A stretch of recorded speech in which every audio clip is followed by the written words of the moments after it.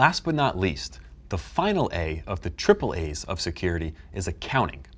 This means keeping records of what resources and services your users access or what they did when they were using your systems. A critical component of this is auditing, which involves reviewing these records to ensure that nothing is out of the ordinary.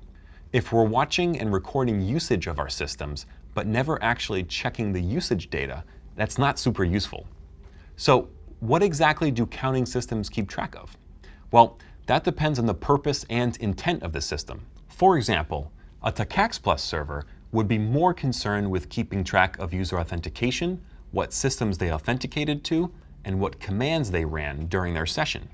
This is because TACAX+ is a device access AAA system that manages who has access to your network devices and what they do on them.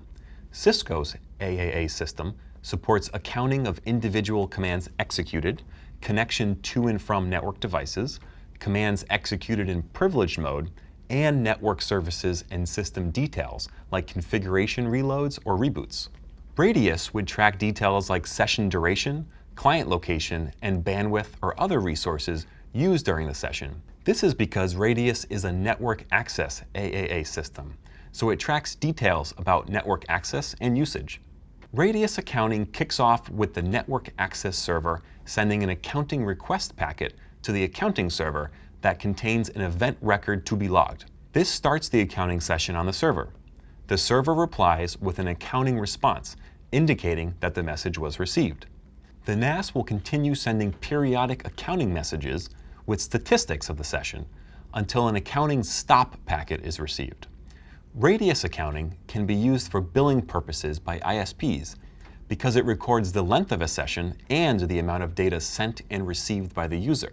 This data can also be used to enforce data or time quotas, limiting the duration of sessions or restricting the amount of data that can be sent or received. But this accounting information isn't detailed and won't contain specifics of what exactly the user did during the session. Information like websites visited or what protocols were used aren't recorded. Other logging utilities that we'll cover later meet that use case.